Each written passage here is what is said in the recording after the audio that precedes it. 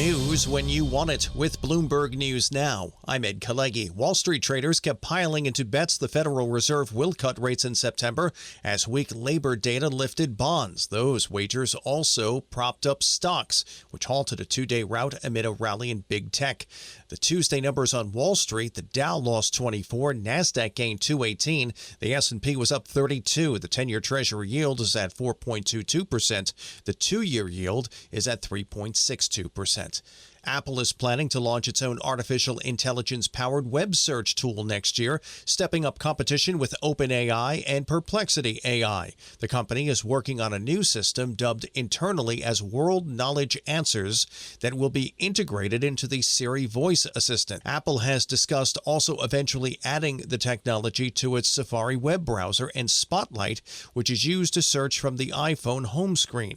Apple is aiming to release the service described by some executives as an answer engine in the spring as part of a long-delayed overhaul to Siri.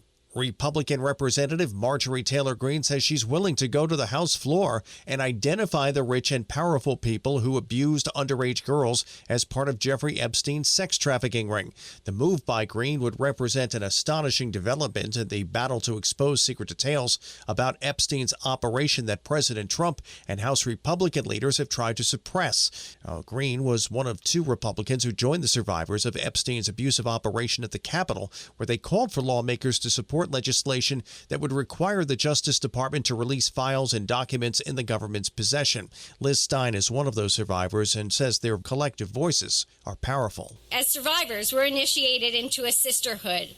We're in a sorority that none of us asked to join, but we all stand here today strong, stronger together because our collective voice is powerful.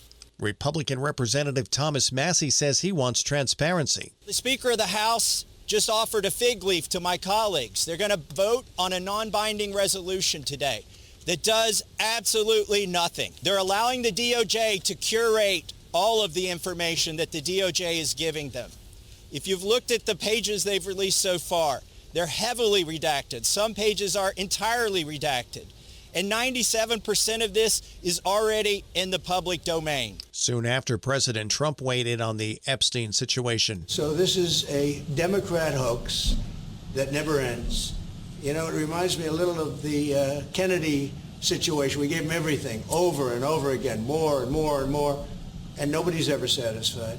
The Trump administration is moving to block the development of more offshore wind projects, the latest in a series of high-profile setbacks for an industry that's caught the president's ire. Massachusetts Governor Maura Healey tells Bloomberg, "We're a state where, as governor, I am very focused on lowering costs for residents, for businesses. That includes energy costs. One thing we don't need is energy supply to our region cut off. And unfortunately, that's what we're seeing by the Trump administration's move to kill jobs and to literally take away power by dismantling wind operations on the East Coast." The U.S. is working to withdraw a permit for the New England Wind 1 and 2 offshore wind projects in Massachusetts, according to a court filing dated Wednesday. Bloomberg NEF estimates the total project's valuation at $14.6 billion. President Trump's campaign to reshape the Federal Reserve gains ground on Thursday with an accelerated Senate confirmation hearing on his nomination of a close advisor to be a governor of the central bank. The Senate Banking Committee's examination of Stephen Meyerin's appointment will provide the first extended look at how prominent Republican senators balance their long-standing support of an independent central bank against loyalty to their party leader. Federal Reserve Governor Christopher Waller says the U.S. Central Bank should begin lowering interest rates this month and make multiple cuts in the coming months, adding that officials could debate the precise pace of reductions. For me, I think we need to start cutting rates at the next meeting, and then we don't have to go in a locked sequence of steps. We can kind of see where things are going because people are still worried about tariff inflation. I'm not, but everybody else is.